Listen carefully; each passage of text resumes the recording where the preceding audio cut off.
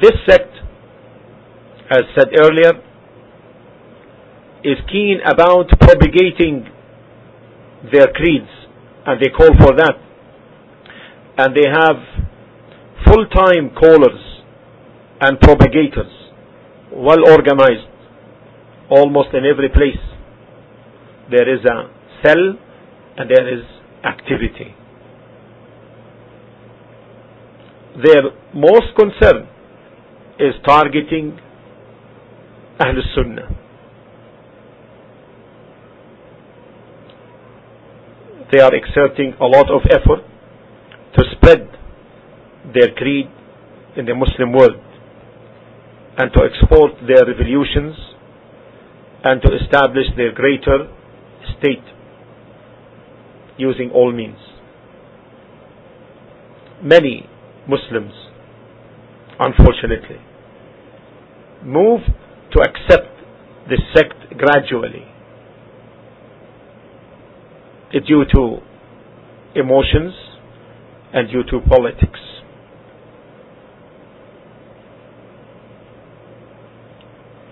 And if one only examines in Iraq itself, whole tribes in Iraq before this crisis turned into Shia.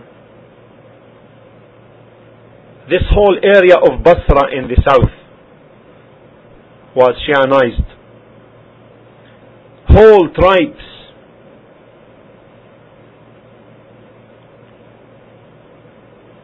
in addition, many of the embassies of their so-called Islamic State in Iran have turned into active cells calling for the propagation of their creed, giving support to cells amongst their students in many parts of the world, and getting in connection with many Islamic centers and influential Muslims in their communities with verbal support and financial support. And they focus upon the da'wah to the Muslims, calling the Muslims to their path, more than giving da'wah to the kafirs.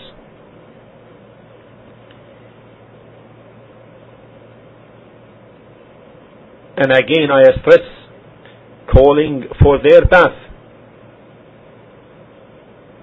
There is no doubt that the responsibility is great to provide the truth regarding this matter, since many of those who followed Shiaism, the rejectionists, are doing so through two angles. The angle of politics, and given the status of the Ummah, since these advocates of this sect proclaim themselves to be the defenders of the Ummah, and in fact their main objective is the dominance of their creed. And also because many innocent Muslims, because of their love for the household of the family of the Prophet ﷺ, had fell into the trap of Shiaism.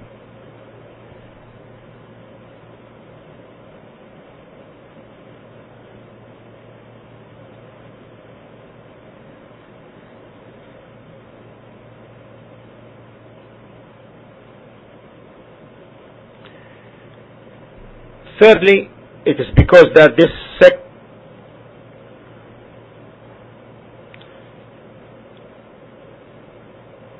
comprises most of the Shia sects which existed in the past. It constitutes its origin with respect to the sources and thoughts and the creed.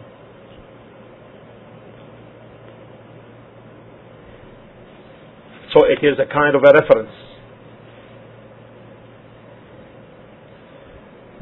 And fourthly, because this sect has efforts of calling for so-called closeness with Ahl Sunnah in many parts of the Muslim world, where they find an ear for that,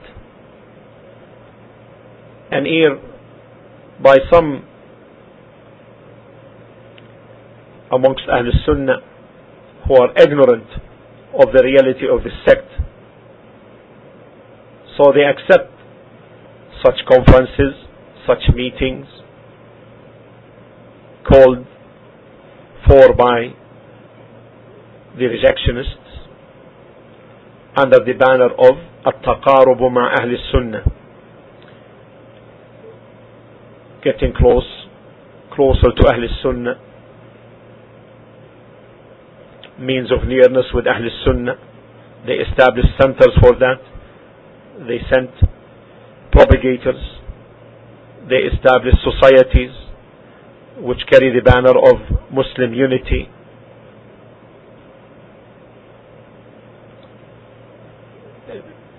Few amongst the people of Ahl Sunnah, few amongst them were able to find out that through this procedure of getting closer or closeness, they found that this is very deceptive. But unfortunately, this is only few compared to the number who are still deluded by this call. Fifthly, this ta'ifa, this sect, mentions a lot that its way is not different from the way of Ahl Sunnah, and that they are persecuted and injustice done to them.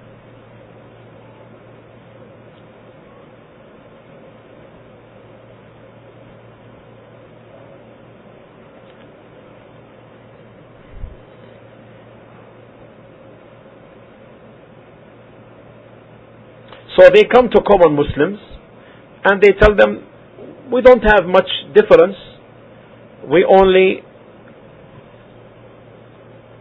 may differ in terms of the madhab, school of thought, in fiqh matters only. And many believe them. In fact, there are Muslim groups who attribute themselves to the Sunnah. If you check their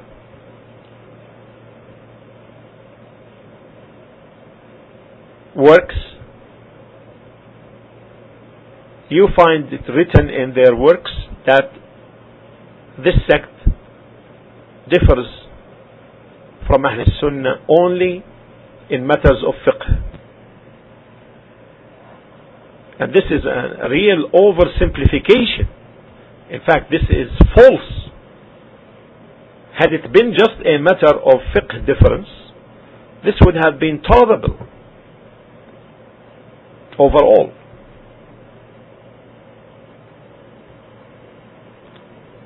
Sixthly, it is also because of this creed's attack on the Sahaba. May Allah be pleased with them all, and on the mothers of the believers. Through their books, which are published in the past and in the present, and also because of their severe attack regarding anyone who attempts to criticize them under the banner, well, this divides the unity, they come through that, or this will block the attempts to get closer.